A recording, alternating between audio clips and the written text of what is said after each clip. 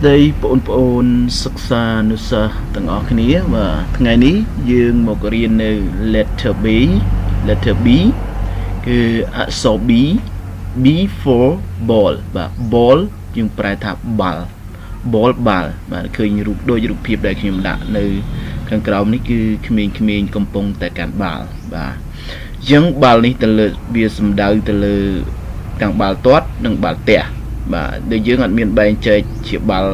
ទាត់ឬបាល់ទះទេ ball គឺសំដៅទៅលើបាល់ទាត់បាល់ទះបាទបាល់ទាត់គឺថា football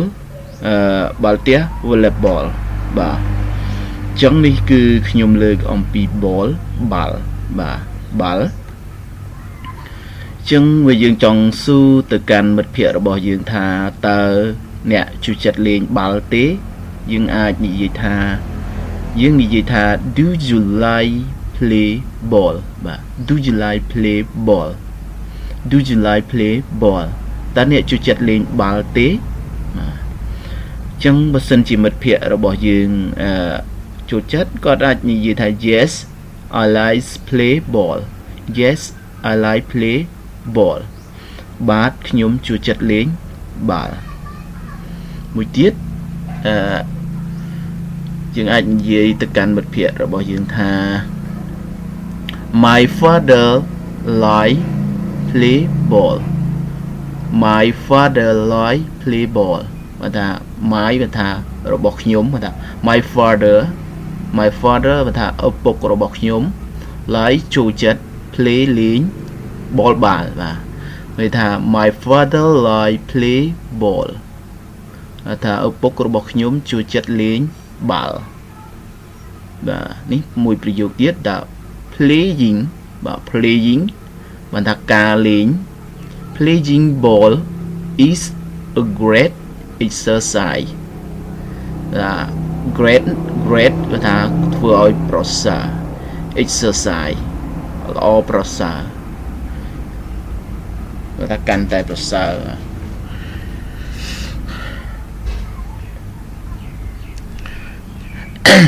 យ៉ាង playing ball ការលេងបាល់ is a great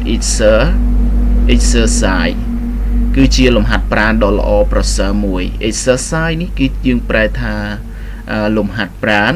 great ប្រសើរបាទអញ្ចឹងយើងអាចនិយាយបានថាការលេងកីឡាការលេងបាល់បាទគឺធ្វើឲ្យគឺជាលំហាត់ប្រាណដ៏ប្រសើរមួយបាទ playing ball is a great exercise ថាការលេងបាល់គឺជាលំហាត់ប្រាណមួយដ៏ប្រសើរបាទចឹងនេះគឺជាមួយប្រយោគរបស់យើងទៀតនិយាយថា the children more playing ball on the beach បាទ on the beach ទាំង the children យើងប្រែថាក្មេងបាទ children more ថាក្មេងជាច្រើន playing បានថាកំពុងលេង ball កំពុងលេងបាល់នៅលើឆ្នេរខ្សាច់ beach យើងប្រែថាឆ្នេរខ្សាច់អញ្ចឹងក្មេងកំពុងទៅលេងបាល់នៅលើឆ្នេរខ្សាច់អញ្ចឹងយើងអានម្ដងទៀតLetter B for ball. Do you like play ball? តើអ្នកចូលចិត្តលេងបាល់ទេ Yes, I like play ball. បាទខ្ញុំចូលចិត្តលេងបាល់ Playing ball is a great exercise. រំលងនេះមួយ My father like play ball. បាទតើឪពុករបស់ខ្ញុំចូលចិត្តលេងបាល់